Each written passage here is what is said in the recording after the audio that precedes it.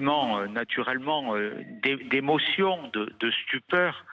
C'est ce qui vient bien entendu spontanément à l'esprit, mais aussi, je veux le dire, un sentiment de colère, parce que les circonstances de ce meurtre, de cet assassinat, ne sont pas anodines et traduisent une somme de défaillances qui ont conduit à ce drame, à cette tragédie.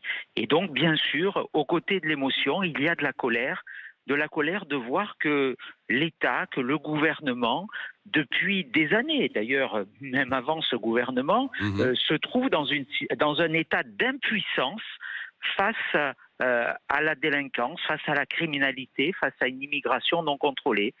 Nous sommes en présence d'une triple faillite, une faillite judiciaire, une faillite sécuritaire, une faillite migratoire, qui est le fruit de beaucoup d'abandon, de décisions aberrantes que les Français ne peuvent pas comprendre, parce qu'on ne peut pas comprendre comment quelqu'un qui est rentré illégalement sur le territoire français en 2012, Depuis le Rwanda, oui. qui a procédé sans doute, il avait été en prison pour cela, à la mise à feu de la cathédrale de Nantes. Un incendie, c'est un acte criminel au terme du code pénal, se trouver toujours en France et se trouver toujours en liberté. Jamais il n'aurait dû être encore en France et jamais il n'aurait dû être en liberté. Ceci dit...